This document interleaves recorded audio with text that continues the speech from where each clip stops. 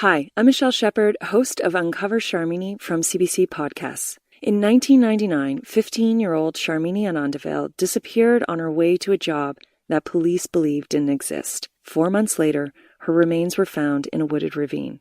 I revisit the case that has stayed with me for over 20 years, ever since I first covered it as a cub crime reporter for the Toronto Star. You can find Uncover Sharmini on CBC Listen or on your favorite podcast app.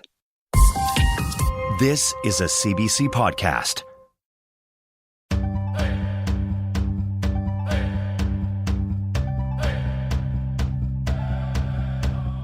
This is Unreserved on CBC Radio 1. I'm Phelan Johnson. Salmon is a staple food for many Indigenous people in the Pacific Northwest. It has many names: Chinook, coho, sockeye, pink, chum. The fish has been the subject of song, story, and artwork for thousands of years. It is also a symbol of fortitude and self-sacrifice. But in recent years, the mighty salmon has been facing some scary realities. Today on the show, a deep dive into the ripple effect of the dwindling fish stock and what happens when the salmon stop coming home. They're called the miracle fish, the lifeblood of First Nations up and down the Pacific Northwest. They feed the river system that snakes through British Columbia, giving back to the earth and the animals. The journey of a wild sockeye salmon is nothing short of a miracle. Every year they swim hundreds of miles from the ocean upstream to their spawning grounds, to inland rivers and streams. When they've finally made it, overcoming countless obstacles along the way, the parents lay their eggs and die. And then, a new generation of salmon make their way downstream and into the Pacific Ocean to do it all over again. It's an astounding journey, and it used to be that tens of millions of vibrantly colored wild salmon could be seen swimming to the upper reaches of the rivers to spawn. This fall, there were fewer than 300,000. That's the lowest number of wild salmon ever recorded, and that's cause for huge concern. CBC's Jennifer Krumka brings us the documentary, Swimming Upstream. Salmon is who we are as First Nations people, and I cannot name a First Nation that has any measure of abundance of wild salmon, period. We need them. They're the canary in the coal mine. As go salmon, so goes our ecosystem. We had the lowest returns ever. Just a few 100,000 sockeye to the entire Fraser River this year. That's quite scary. We are down to absolutely historic low returns. There are just so many dominoes that fall over that will fall over when the fish are all gone. It's heartbreaking. Okay, my name is Bob Chamberlain. I was the elected chief counselor for the Kwekwassutinuxw First Nation of the Musqueam people, and our territory is the Broughton Archipelago. I've also served 9 years as vice president of the Union of BC Indian Chiefs. My Bakhumtle, or my traditional name is Gilarame. That's who I am, and we're here in the beautiful territory of the Squamish people. Bob Chamberlain is a high-profile leader who stands tall and poised. He also radiates warmth. We've met at an oceanside park in West Vancouver where there's a totem pole. It's of a human figure wearing a cedar hat and has a whale carved on its back. And as if it were planned, as Bob gets close, 2 bald eagles land on top of the pole. I like coming down here because of the welcome pole that's at the end of the jetty here. So we see, I believe this is a welcome figure. And, this being at the mouth of the Capilano River, this is a place where the salmon come back for the people and always have. And they've always been here. I grew up going home to our village, Guayastums, on Guilford Island. And I remember seeing my family, the whole community, working on fish, in the summertime when we would go home.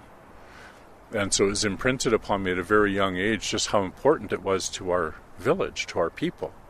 And to sit and enjoy our traditional foods with my grandmother and my uncles and my aunties, and to know that I was home and to be able to enjoy that.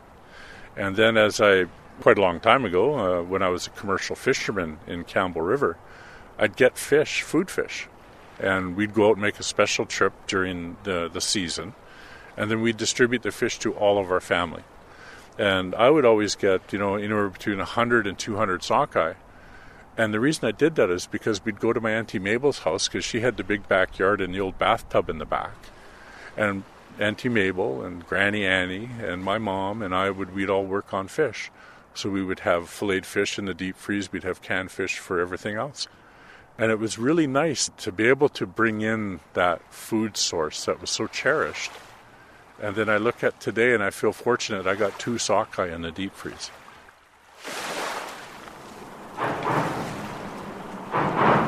Just walking right alongside the Coquitlam River, and right in front of us is Mary Hill Bypass, so you can see where the urban hits the wild right there. All those cars going over the river. A lot of them probably don't know the history of the Coquitlam River, and that it was once a really nice sockeye river, because there's just not many sockeye coming back now. My name is Craig Orr. I'm an ecologist, and I specialize in salmon conservation. And sort of semi-retired these days, but I'm still doing work on impacts to salmon with Watershed Watch Salmon Society and also Coquitlam First Nation, and I help out SFU Faculty of Environment on their ecological restoration program. Craig Orr is a walking encyclopedia with a vast knowledge of everything related to salmon. We're at a place called Colony Farms, just outside of Vancouver. It's a hidden oasis where people retreat from the city to walk the riverside trails. We pass through a routine COVID-19 check as we make our way through the Coquitlam First Nation Reserve and down to the river. Jennifer, we're just going to go down and have a look at the river. Okay, scan you guys real quick. Yep. Too low, it's cold out. Okay. Yep. Thanks, man. We're just now coming on the Coquitlam River. And you can look over there. People are quite familiar with Mary Hill Bypass. When I first started working here, there was one house on that hillside over there, and it belonged to Mary. She held off for many years on developing the amazing amount of land that she had, but now it's full of houses, as you can see, so another, impact on the watershed. It increases flows and makes it tougher for salmon, flashier runoffs, things like that. Hundreds of homes crowd the hillside that overlooks the river. The Coquitlam River also has the oldest hydroelectric dam in British Columbia, which has seriously impacted the salmon in the watershed. For the past decade, Craig and a team of others have worked to increase the number of salmon in the river by shaping new flows. It's great to see the river improve. It's off the endangered rivers list, although it's still highly urbanized and it suffers from a lot of impacts, stormwater impacts and loss of riparian habitat and things like that. And we're just crossing the Coquitlam River right now, so we might see some salmon in here. It's a beautiful late fall day. Snow fell overnight and blanketed the mountains, and the ground is still covered in leaves.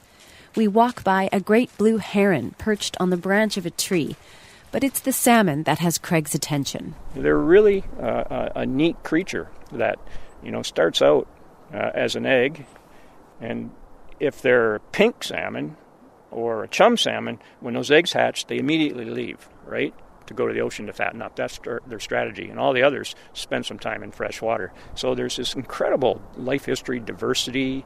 I mean, I heard of this one that was caught and released this year that they estimate was around 100 pounds. I mean, just an amazing fish, right? They're the heart and soul of British Columbia. And you go to these rivers and you see salmon and you see bears feeding on them and eagles. And so they're really important to keeping the ecosystem services going on these rivers, and we're just not seeing as many come back now. So it's quite disheartening. The loss of wild salmon has obvious impacts to the ecosystem.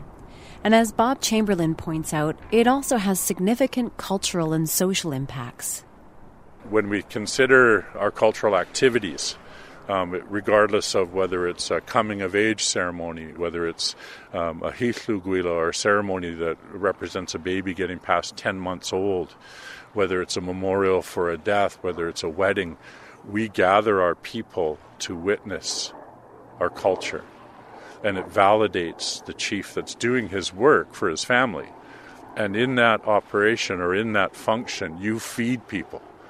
It's like instead of being able to have our traditional foods whenever I want to, as we always have as people, like I'd love to have fish sandwiches with onions, and some people even put, it's funny, we start to put like just regular potato chips in this one, a little crunchy. But the fact is I don't have canned fish for sandwiches. And, for some people, again, people think, it's just a menu choice. Well, it's not. For me, it brings me back to my family and my roots. And what really troubles me, beyond my emotional attachment to food fishing and the fond memories I have when I was quite young, is knowing now the poverty and marginalization that we know is happening across Canada for First Nations people, certainly here in British Columbia. And so what I would want people to understand is when you're a marginalized community living very close to the poverty line, you rely upon your lands and resources even more. And so now it becomes not just a remembrance of like what I have, but it's a survival to get the protein you need to get through the winter, and you go to the rivers and there's no fish. So then what happens? Well, then you go and hunt your deer and your caribou and your elk even heavier, which then starts a domino effect on traditional foods. And when I think about that, I think also about, the Government of Canada's commitment to the United Nations Declaration on the Rights of Indigenous People. Right in there, food security. And that's something Canada's become more aware of during COVID-19, of course, but it's a challenge for First Nations all the way through this country. My name is Dane Chevelle, and we're at the False Creek Fisherman's Terminal in Vancouver. Are we on tide? Everybody's on board? Okay. You're going to give us a push out at the dock? Okay.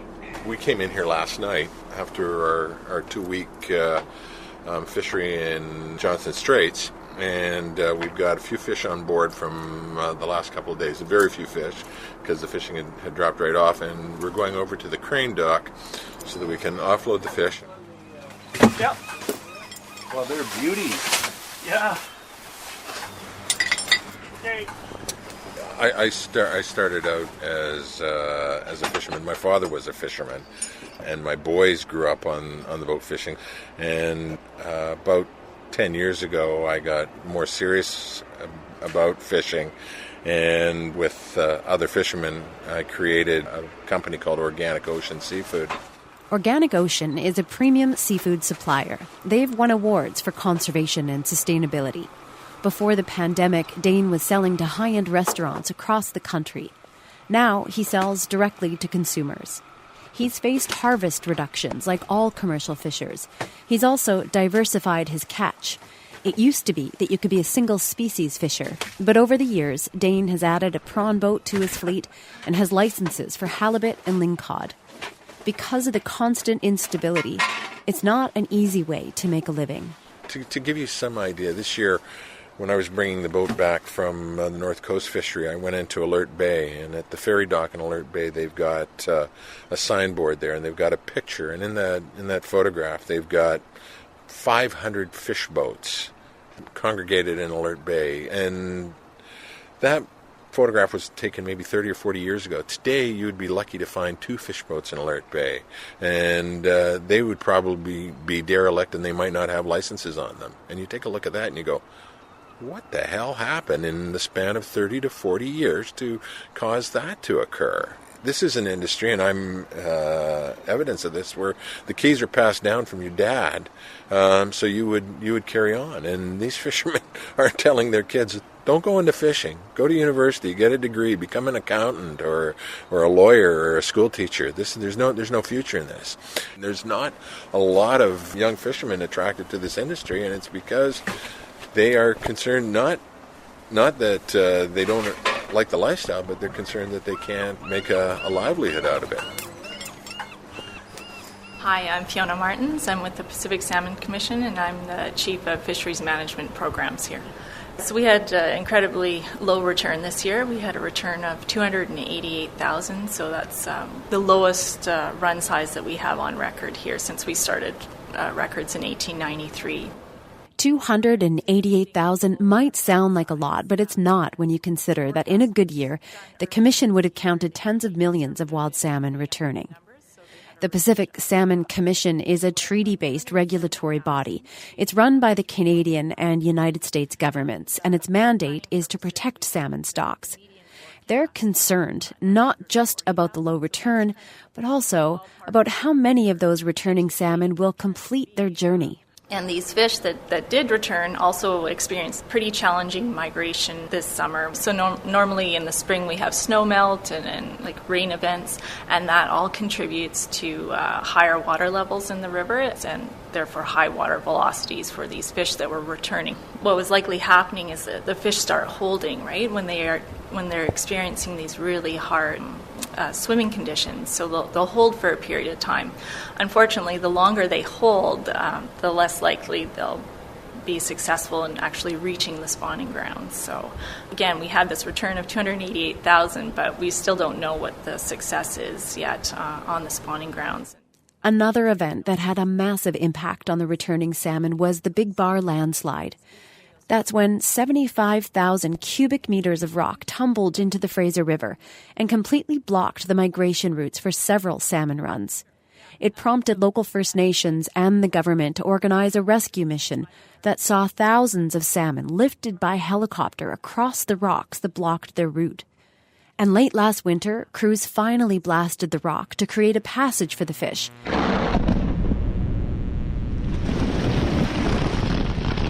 It was all caught on video. So the Big Bar landslide is a natural occurring disaster. But we're not going to see the impact of that for 3 more years when the fish that didn't make it up leave the river and then return. But this year alone, when you look at the lowest run in history, this reflects on the activities of 4 years ago, right? Because that's when those fish came back. And so when they leave the river, they're not the most robust. Their armor, their scales are not developed as they do when they're adults and so on, so they're more vulnerable.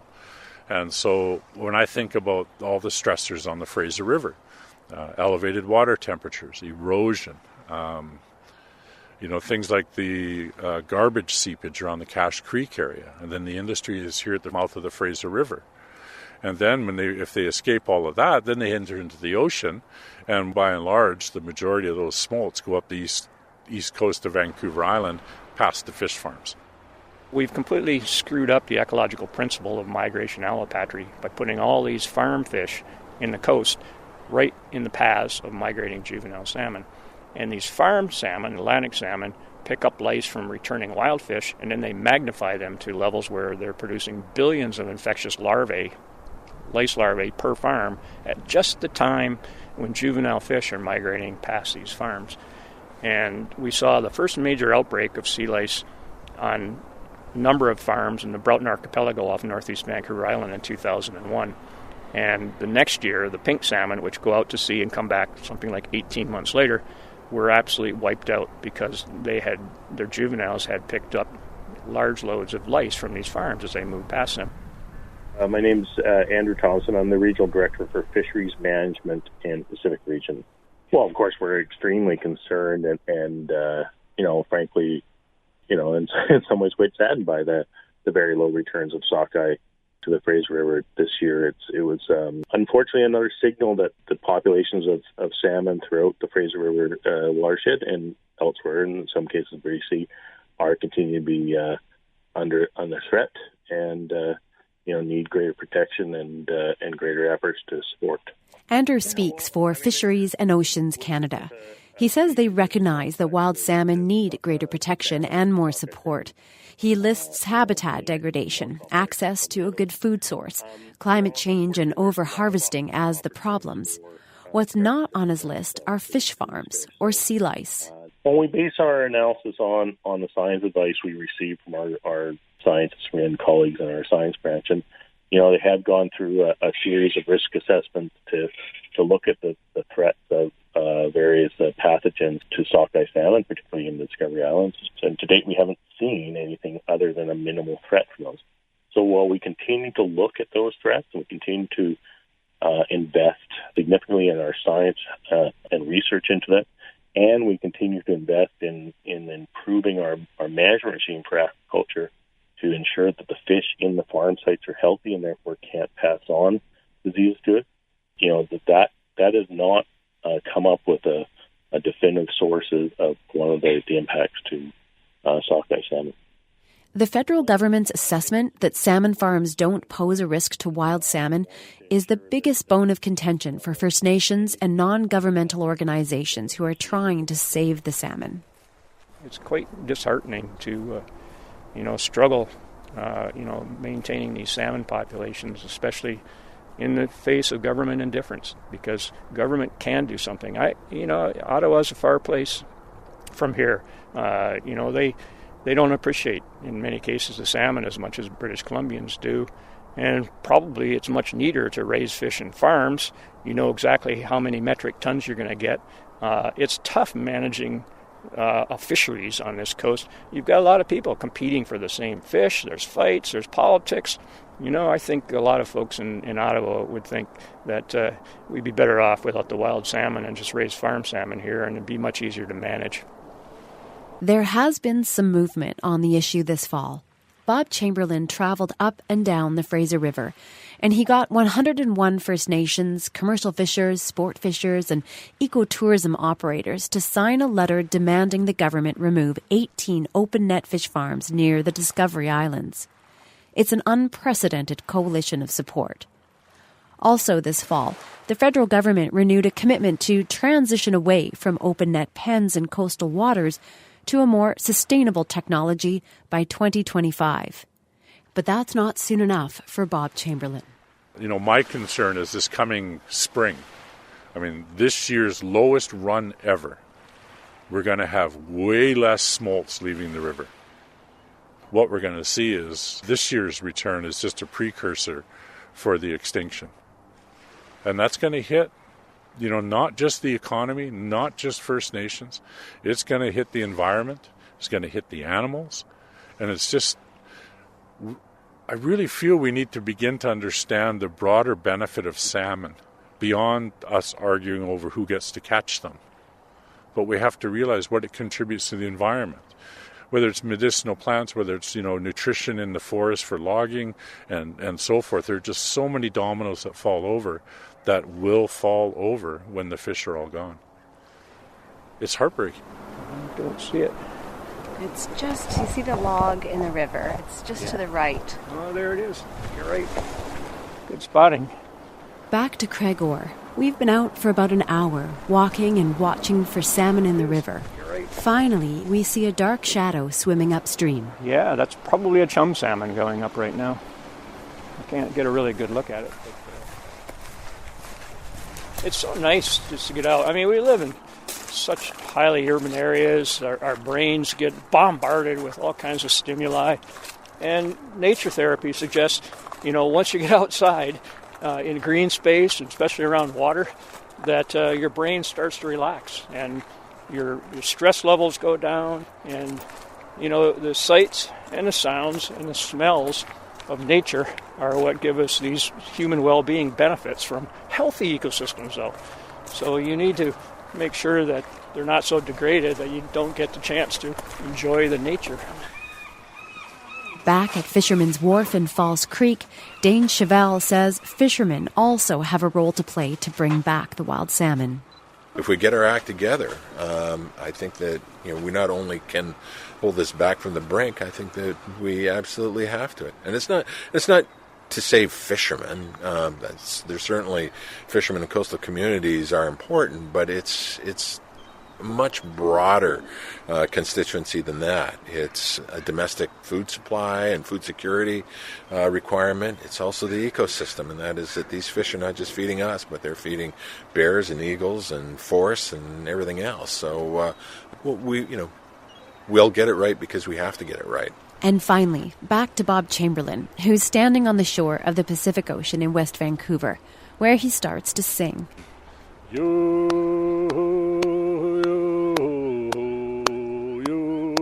A song, he says, reminds him of the need to keep fighting for wild salmon. Yo-ho, and I understand it to be like when the fish are jumping. Yo-ho, yo-ho, right? And so what I did is I took that little bit of our traditional song and took yo-ho and reshaped it a little bit.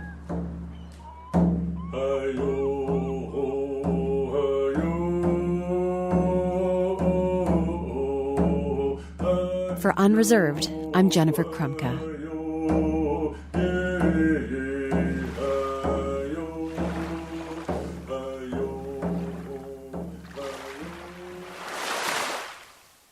Fisheries and Oceans Canada says it will take a collaborative approach as they move forward with their mandate to transition away from open net pen fish farms near the Discovery Islands. They also say they will consult with First Nations and are open to adapting their approach as the plan develops. Hi, I'm Michelle Shepard, host of Uncover Sharmini from CBC Podcasts. In 1999, 15-year-old Sharmini Anandavale disappeared on her way to a job that police believed didn't exist. 4 months later, her remains were found in a wooded ravine. I revisit the case that has stayed with me for over 20 years, ever since I first covered it as a cub crime reporter for the Toronto Star. You can find Uncover Sharmini on CBC Listen or on your favorite podcast app. Hi, I'm Josh Block, host of Uncover Escaping NXIVM from CBC Podcasts. I pull back the curtain on the secretive self-help group that experts call a cult and follow one woman's harrowing journey to get out. The podcast was featured in Rolling Stone magazine and named one of the best podcasts of 2018 in The Atlantic. Listen to Uncover Escaping NXIVM on CBC Listen or wherever you get your podcasts.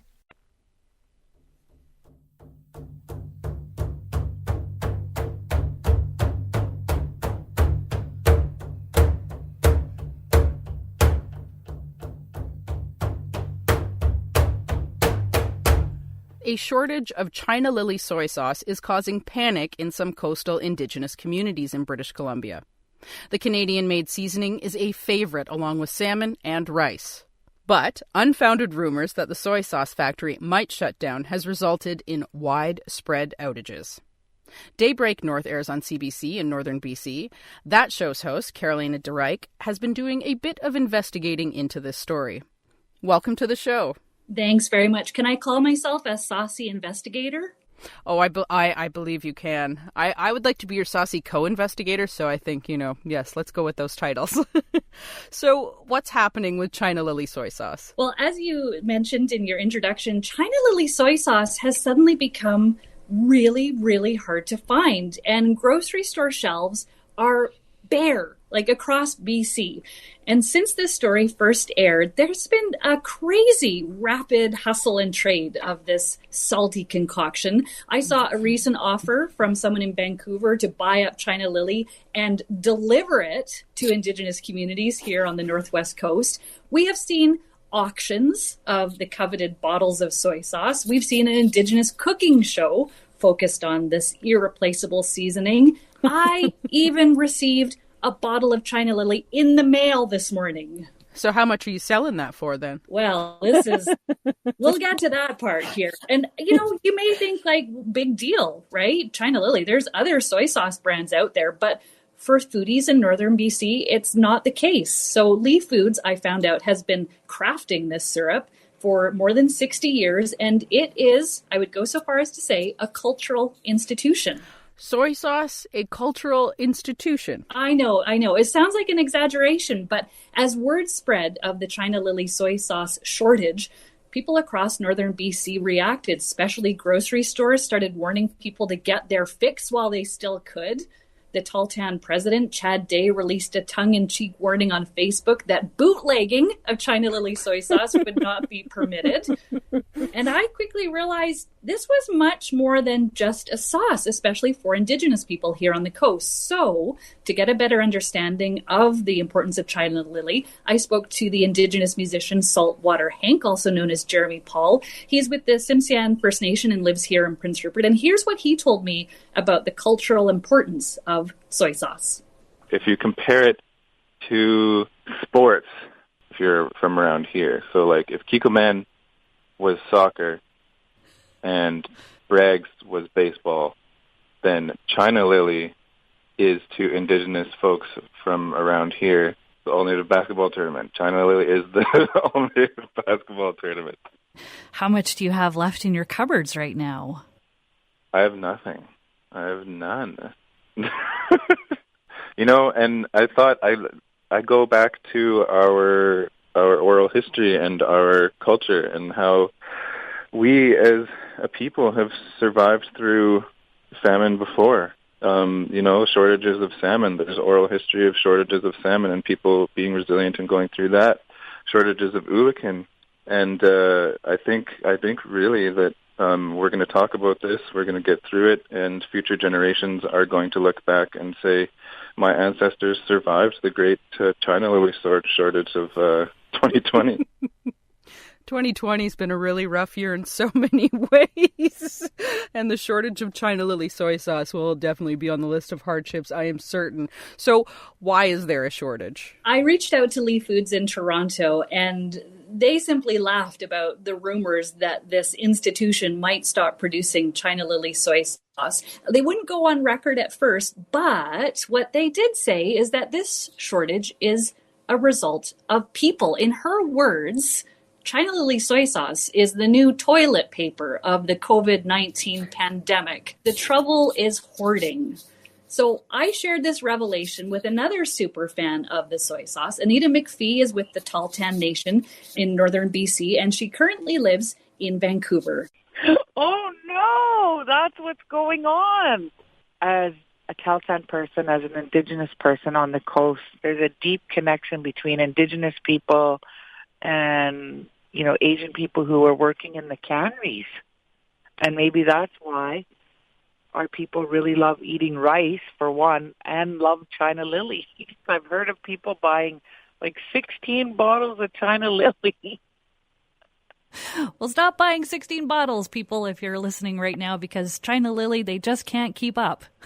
Oh, my. Okay, well, thank you so much for the good news.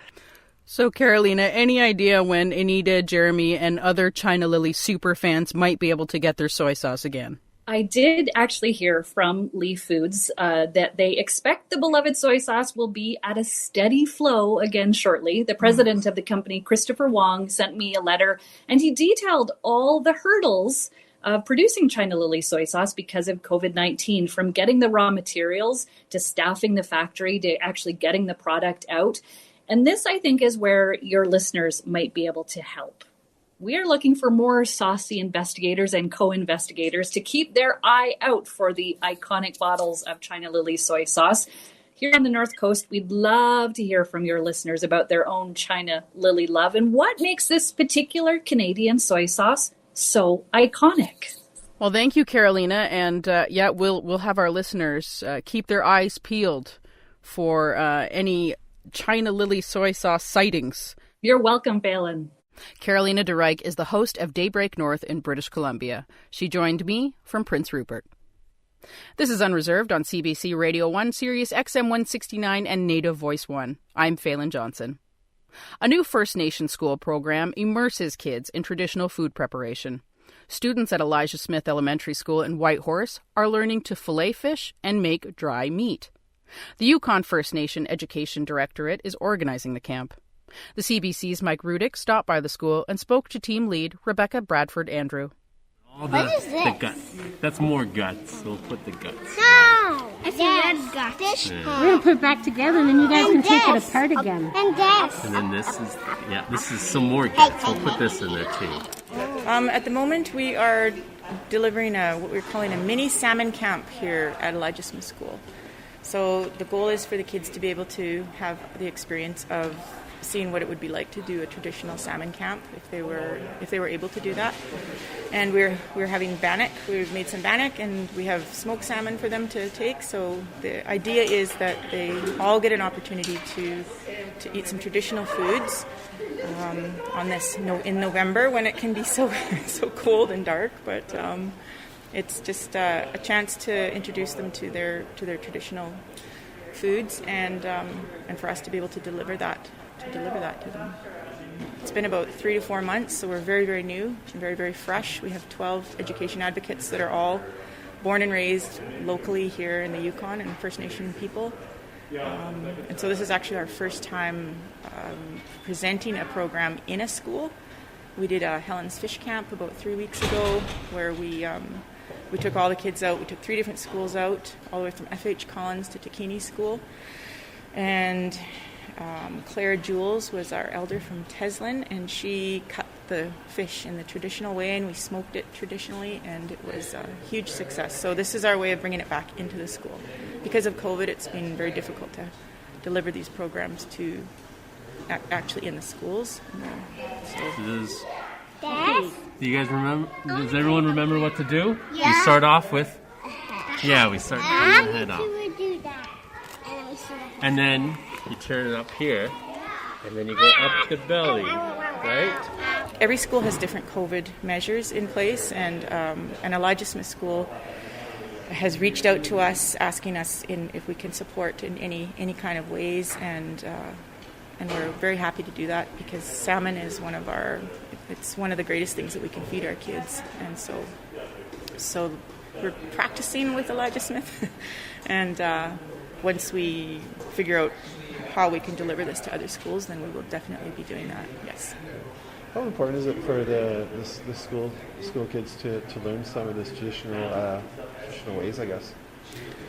I think it's incredibly important, especially in this day and age right now where children are seeking their identities, and any child, I think, that lives in the north, in the northern communities, needs to understand our history and our ways of knowing and doing. I think if you're living here in the Yukon, it's very, very important that all Yukoners recognize and understand that there's a huge cultural identity that's deeply attached to the land for many, many children.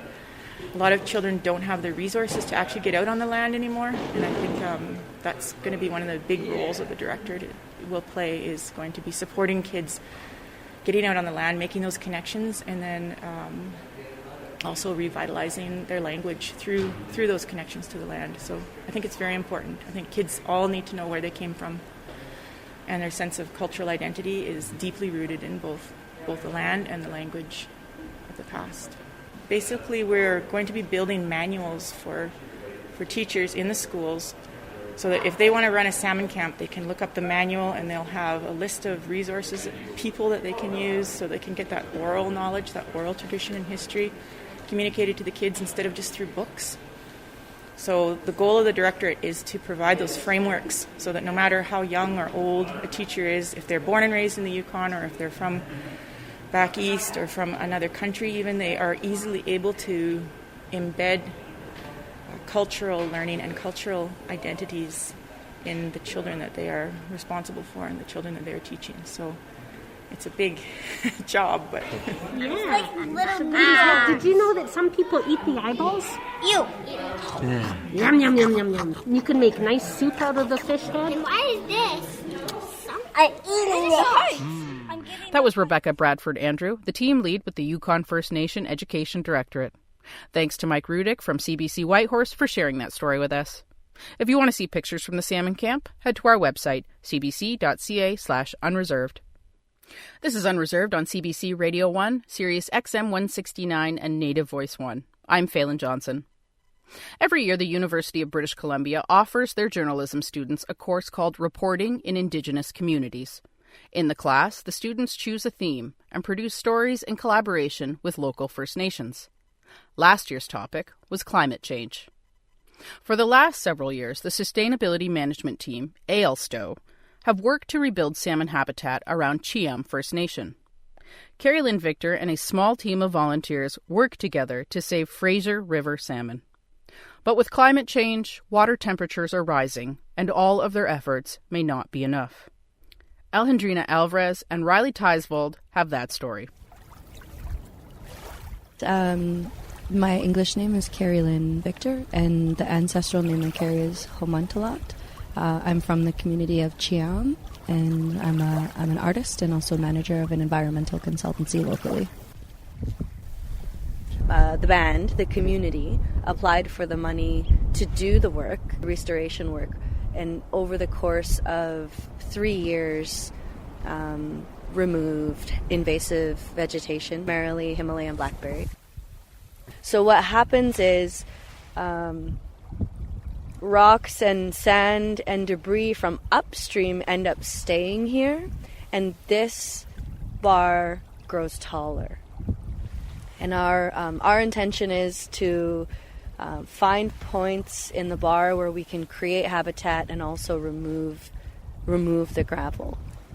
Because we know there's chum spawning down below, and we know there's coho down below. Salmon ultimately need a very specific quality of gravel. They need ideal temperature and depth. They need cover above the water and the riparians so that they're protected.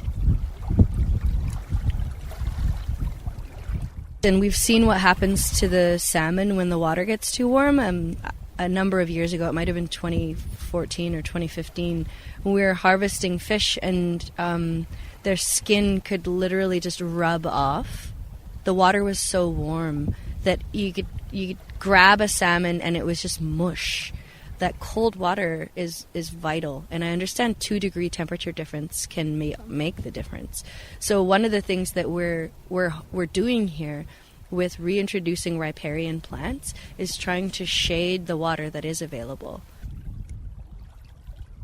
When salmon are spawning and they don't have those ideal conditions, they either go somewhere else or we see the end of them. It's hard to express in words how difficult it is to witness and to feel so powerless in the declining salmon situation. I think the one population that really hit us the hardest was the early spring Chinook disappearance. Like this time of year, March, leading into April and May, we would harvest our first spring salmon of the year, and those ones are the oiliest, the richest. There's this sense of joy that hits you in the spirit from eating the early spring that come up the river, and they're absent. You know, when I was a kid and even teenager and in my early 20s, we were having our first salmon ceremony in March. Though the quality of those early springs and the contribution that they make to our health, in the absence of those nutrients is noticed. We notice. I can't feed that to my son. He doesn't know what it's like to get excited about the first springs of the year. And it's heartbreaking.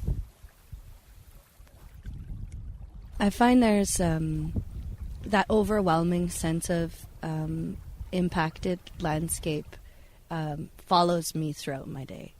And the artwork is a way of looking at the world through a lens of story.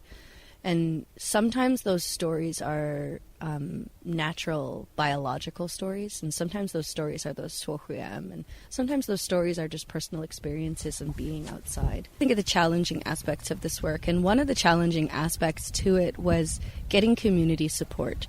I know sometimes from an external perspective, it might look like a First Nation has a unified perspective on anything. I'd just like people to know that inside a community, there's many views and perspectives, just like any other community.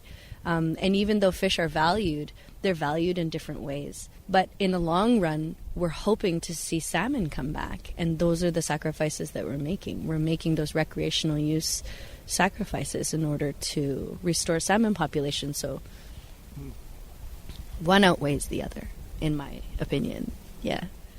I think every little bit helps. If we can restore aspects of habitat to nurture, one generation, and then we see consecutive generations returning, then that's a whole population of salmon and the experiences environmentally and to people and to wildlife that kind of ripple out from those salmon populations surviving.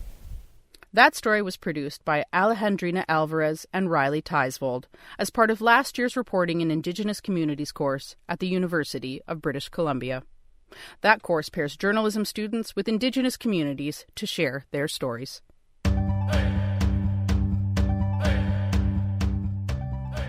That's it for this week's episode of Unreserved. If you want to get in touch with us, send an email to unreserved@cbc.ca. or you can find us on Facebook or Twitter. This episode was produced by Stephanie Cram, Kyle Musica, and Anna Lazowski. I'm Phelan Johnson. Nyawagoa for listening.